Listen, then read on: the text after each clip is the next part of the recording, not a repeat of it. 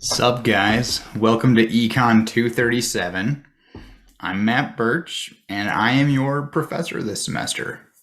So, this is kind of a weird class for TLU because it's going to be entirely asynchronous. That means there's no lectures, like ever, right? Now, there are going to be a crap load of videos for you. And this is the first one. So let me introduce you to the class. I'm going to tell you some of the stuff I would tell you on a day one. There's going to be several more videos after this going over some of the boring administrative nonsense. We're going to talk about syllabuses and course schedules and office hours. I'm going to answer all those questions. But in this video, I just want to talk a little bit about Econ 237 because it's fascinating. I love this class. So, for those of you who don't know, economics. I usually start a class asking my students, hey, what's econ? And they're like, I don't know, something about money or interest rates or the economy. And it includes that, but it's way more than that. Econ's a social science. We study human behavior. We try to predict what people are going to do and explain why they do it. Now, because of the way our society works, with being motivated by money, that often gets applied to money and stuff. So all the things you think of as being econ, they are part of it, but it's just not all of it. Economics can get into all kinds of stuff.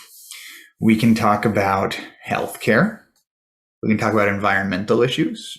We can talk about voting patterns. We can talk about the criminal justice system. We can talk about poverty. We can talk about inequality. We can talk about racial issues. We can talk about all kinds of stuff. All kinds of stuff. My personal economics research was on higher education and financial aid programs and what gets students to show up. My university that sponsored the beginnings of that project, they were interested in allocating their money to where it would help the most students show up. So when I showed them one program where the scholarship attached barely did anything, they cut the scholarship by 3/4, saving that large university millions of dollars every year so that they could then allocate those millions of dollars to students elsewhere who need it more. Now, maybe that's good, maybe that's bad, but it is efficient. When you reallocate resources to where they get better benefits, that's, in my class, that's a good thing. All right. So here's some of the spiel. All right. Ooh, I forgot one. I had a buddy in grad school who got a hold of cell phone tracking data. Don't ask me how he got it. It's a weird story. But he had data for 30 million people. And you know all those apps on your phone that like allow you let them have your location? Yeah, he had access to like the top 10 or 20 or whatever apps in the Google Play Store or whatever. 30 million people. He knew where they were every 10 minutes for years on end within like 30 or 50 feet or something. And he used that data to figure out some weird questions. Like if people left Thanksgiving dinner early during an election year where they were stuck going to the family from a different political party, or to figure out if how far people would drive to go to a church that fits their politics. Yeah, we get into all kinds of weird stuff. Anyway, so let's talk about this class and what we're going to do. We can only scratch the surface. It's a principles class. We're going to cover microeconomics for the first like 60% of the class. Microeconomics is going to deal with a lot of individual people or individual companies. Right? We're going to be able to zoom in and see something up close and personal and picture it in our mind who is involved. Then we're going to pivot to macroeconomics, which boy, oh boy, there's a lot of interesting things going on in the macroeconomy these days. Like, I'm serious. We'll get there. But macroeconomics is big picture. When we get to things like unemployment rates, interest rates, inflation, recessions, those don't really have like individual people that we picture that have to be a part of it, but it's like big trends that affect everybody. We're going through a lot of weird stuff right now. That's all macro econ. So in micro, we're going to start learning why people trade with each other. Why do people do what they do? It's a very simple model that we build to explain it, but it works. It's the cool thing about when we build models in this class. We're going to build a lot of models: production possibilities, frontiers, supply and demand graphs, etc. None of them is like correct, right? We're trying to explain human behavior with like a couple of lines on a piece of paper. You're going to be able to think of counterexamples every time. I guarantee it.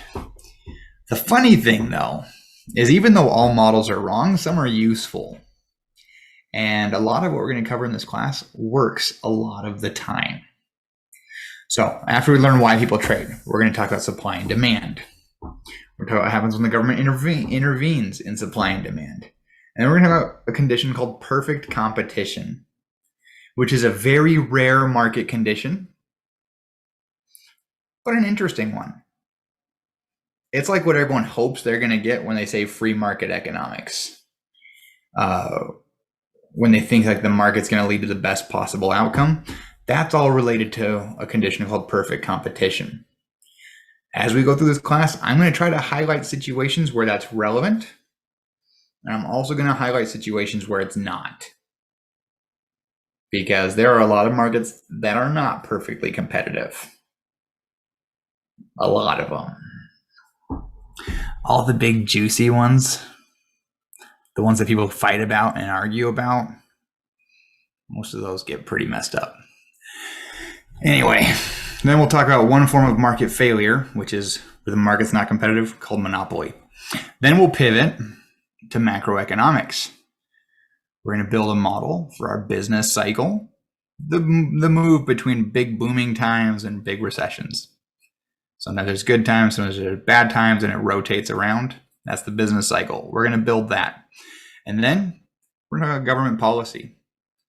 Those COVID checks and stimulus payments, any sort of tax cuts, student loan forgiveness, that's all part of the fiscal policy discussion. We're going to talk about money and banking and the financial system and monetary policy. And all the talk about the Fed changing interest rates or mortgage rates going up by several percentage points and all that, that's when that stuff's going to come in. And we're going to learn why the Fed is raising interest rates. Then I'll probably have a couple of little extra doodads. I don't know what a doodad is. I'm just talking. It's kind of late at night over here. By the way, you like my background? Yeah. Oops. You see some of my moving boxes back there. Yeah, my background is the cover art for one of my favorite books, The Way of Kings by Brandon Sanderson. It's book one of my favorite series. You should check it out if you're into like 1,300 page fantasy books. It's so good. I've read it like 5 times. Dude, it's so good. It's part of this like massive series. Like, it's part of a 5-book series, but there's a bunch of other series that are all getting like interconnected, and the author's like building them all closer together. The dude's a machine too. He writes like 2 or 3 books a year. Next year, he's scheduled to have 4 books get published. He's a monster, and they're all good. Well, I can't vouch for next year's books, but I can vouch for the last 20 books I've read. They're good. Anyway, that's off topic, but you'll get over it. So yeah, that's our start for this class. All right. You're going to notice when you find your syllabus, there's a course schedule in it. That course schedule will have little weekly YouTube playlists. Those are in place of our lectures. You'll be able to watch them at your own speed and time. Look, Zoom meetings suck. We all know that. And I've taught on Zoom. And I know that most of you aren't going to be paying attention. So I figured recording these would probably be better because you can at least watch them at your own speed, and you can pause when your roommate barges in and starts making faces at the camera because they think they're being all original or whatever. You can just stop and watch it later. You can go back and rewind if you missed something, etc. All right, so do watch the videos, especially the mini lectures for every chapter. Those are required. Everything else is kind of supplementary. It's to help you learn how to do the models. But if you read through the book and you just get it, great. But you should do the mini lectures anyway. Most people have a hard time, so you should watch them anyway. Oh yeah, warning. This class is hard. People always complain about it. There's a lot of stuff to learn. I think it's also going to be fascinating. I don't do hard things just for fun. I do it when I think it's useful. And the study of human behavior will benefit you through your entire life. I have used Econ, or economic principles, when bargaining with my children about their chores. I've used it to understand people's dating drama. I've used it to understand when I should go certain places or when they'll be too busy. And I also recently used it to land a new job. By the way, I'm transitioning out of full-time academics. I was on the tenure track last year, and then I asked them to go remote so I could get a new job temporarily. So I am now a data scientist, and I'm no longer on tenure track, but I'm filling in at TOU with these classes until they find someone new.